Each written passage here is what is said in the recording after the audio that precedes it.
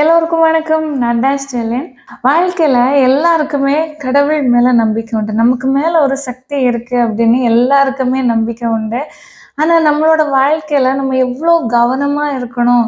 ஒரு சில நேரம் நம்மளோட கவனக்குறைவுனால, இல்ல அசால்ட்டா இதுதானே அப்படின்னெல்லாம் நினைக்கிறதுனால, வாழ்க்கையில நெறைய தவறுகள் நம்ம செய்கிறதுக்கு வாய்ப்பு இருக்குது.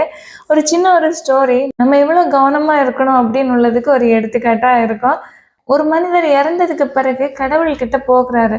கடவுள்கிட்ட போகிற நேரம் நிறைய வழி பாதைகள் எல்லாம் கடந்து கடந்து அவர் போக வேண்டியது இருக்குது. ஒரு இடத்துல அவர் நடந்து போயிட்டே இருக்கிறாரு. ஒரு இடத்துல ஒரு மனிதர், நல்ல வயசான ஒரு மனிதர் உட்கார்ந்து இருக்கிறாரு. நிறைய கண்ணாடி கப் இருக்குது. நிறைய விதவிதமான ஷேப்ல அழகழகான கண்ணாடி கப் எல்லாம் இருக்குது. அது எல்லாத்தையும் அவரு ஒண்ணொண்ணா பார்த்து, தேவையில்லாதது அப்படின்னு ஒதுக்கி போட்டது நெறைய கப்பா இருக்குது. நெறைய கப்பெல்லாம் எடுத்து எடுத்து ஒதுக்கி ஒதுக்கி போடுறாரு. ஒரு சில கப்ப மட்டும் தேர்ந்தெடுத்து தனியா வைக்கிறாரு. இவரு வேண்டாம் அப்படின்னு ஒதுக்கி தூக்கி வச்ச கப்பெல்லாம் குவியல் குவியலா இருக்குது. ஆனா நல்லதுன்னு தேர்ந்தெடுத்து வச்சிருக்கிற கப்பு ஒரு சிலது தான். கொஞ்சம் எண்ணிக்கலாம். ஒரு 10, 15 அந்த மாதிரி எண்ணுகிற விதமா இருக்குது. இந்த மனிதர் பார்க்கிறாரு. அவர்கிட்ட போய் கேட்கிறாரு, "ஏன் அந்த நல்ல நல்ல கப்பெல்லாம் அங்க தூக்கி போட்டிருக்கிறீங்க? நீங்க தனியா எடுத்து வச்சிருக்கிற இந்த கப்பு மாதிரி தானே அதுவும் இருக்குது. ரொம்ப நல்லதா இருக்குதே. அதையும் இங்க எடுத்து வைக்கலாமே. எதுக்கு வேஸ்ட்டா குப்பையா தூக்கி போட்டிருக்கிறீங்க?" அப்படின்னு அந்த மனிதர் அவரை பார்த்து கேட்கிறாரு. பதிலா அந்த கப்பை தேர்ந்தெடுத்து வைத்தவர் சொல்றாரு, "நான் அந்த கப்பெல்லாம் தூக்கி போட்டிருக்கிறேன் அப்படின்னா, அந்த கப்புல குறைகள் இருக்குது. ஆனா, சும்மா பார்க்குற நேரம் அதுல குறைகள் இருக்கிறது எதுவுமே உங்களோட கண்களுக்கு தெரியாது. அத ரொம்ப கவனமா பார்த்துட்டோம் அப்படின்னா, நமக்கு அதுல இருக்கிற குறைகள் தெரியும் அப்படின்னு அவரு சொல்றாரு. உடனே இந்த மனிதரும் அந்த கப்பெல்லாம் இவரும் கையில எடுத்து பார்க்கிறார். என்ன குறை இருக்குது? எவ்வளோ அழகா இருக்கு பார்க்குறதுக்கு. பளிங்கு மாதிரி இருக்குது. எந்த குறையும் நான் காணலையே அப்படின்னு இந்த மனிதர் சொல்றாரு. இந்த மனிதர் கடவுளுக்குரிய மனிதர் இல்லையா? ஏன்னா இவர் தேர்ந்தெடுத்து மனிதர்களை அனுப்புகிறவர் கடவுள்கிட்ட.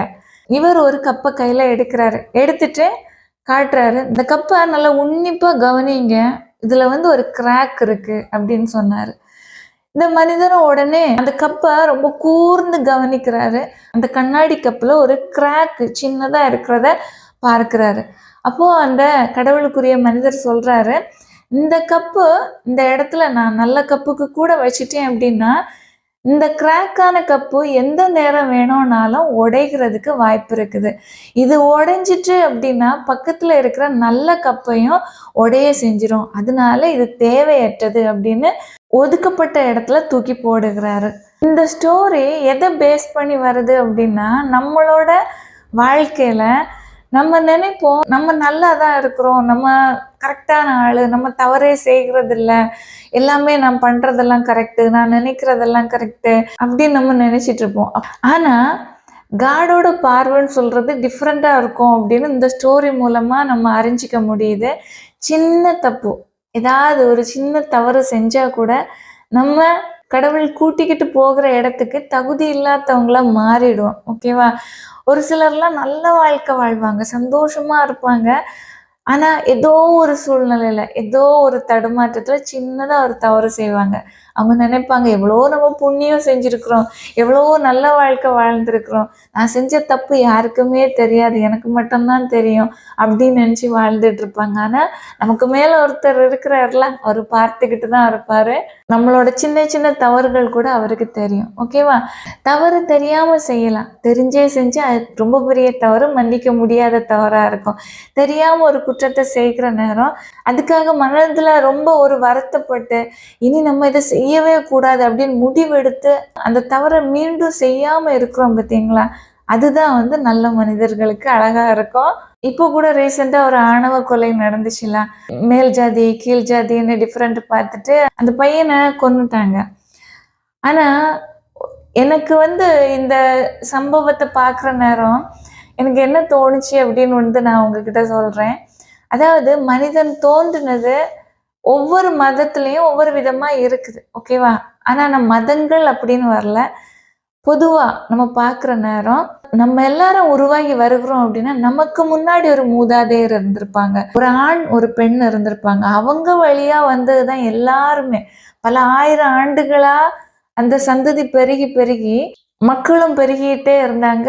ஒவ்வொருத்தரோட வாழ்க்கையும் வித்தியாசம் வித்தியாசமா இருந்துகிட்டு இருக்குது. மக்கள்ன்னு சொல்றது ஒவ்வொரு இடத்துக்கு ஏத்தபடி, ஒவ்வொரு கால சூழ்நிலைக்கு ஏத்தபடி அவங்களோட உருவங்கள், அவங்களோட செயல்கள் எல்லாமே இருக்குது.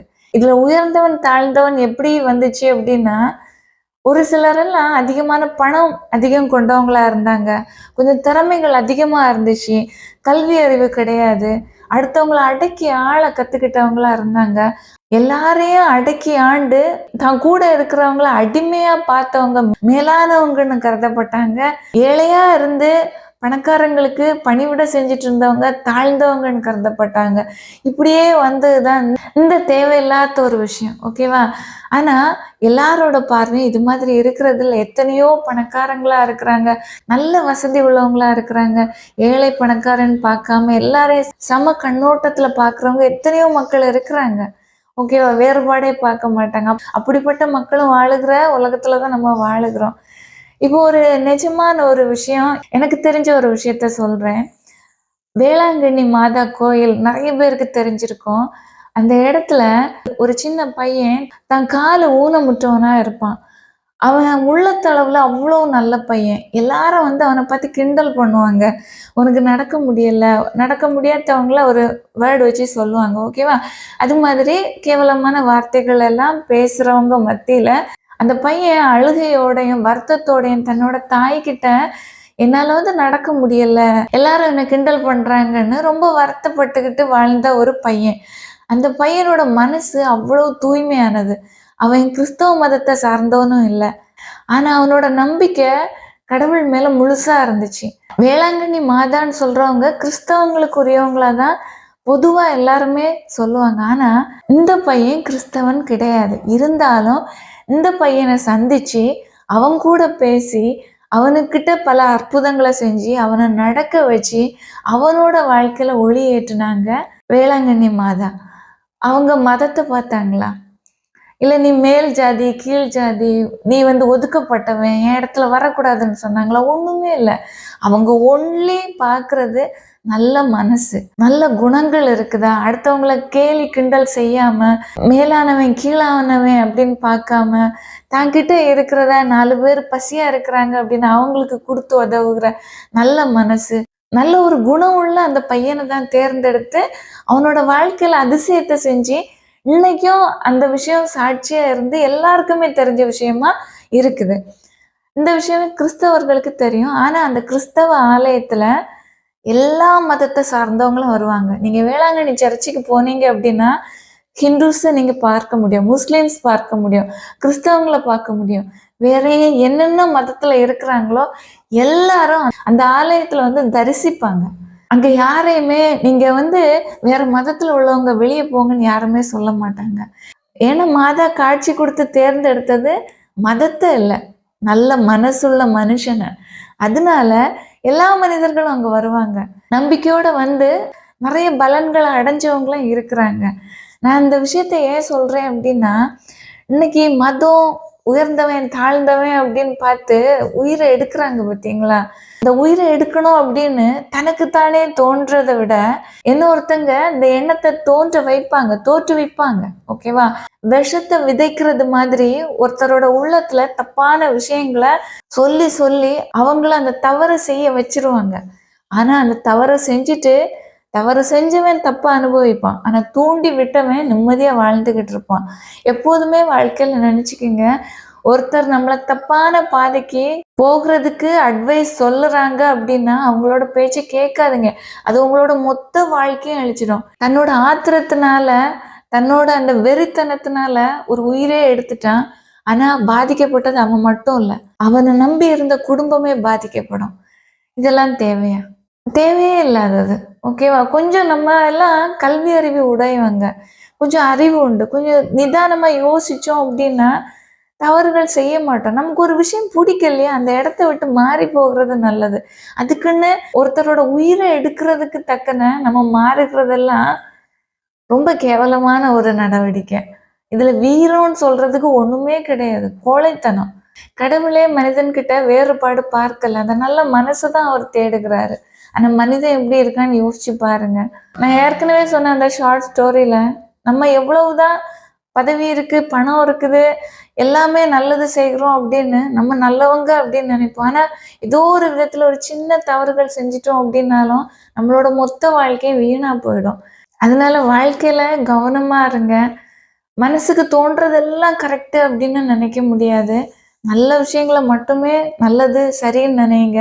தப்பான விஷயங்கள யோசிச்சுக்கிட்டு இதுதான் சரி அப்படின்னு நினைச்சு தவறான செயல்கள்ல ஒரு நாளும் ஈடுபடாதுங்க. அது உங்கள மட்டும் இல்ல, உங்கள நம்பி இருக்கிறவங்களோட மொத்த வாழ்க்கையும் அழிச்சிடும். நீங்க எடுத்த ஜென்மத்துக்கு பலனே இல்லாம போயிடும். அதனால வாழ்க்கையில எப்போதுமே கவனமா இருங்க.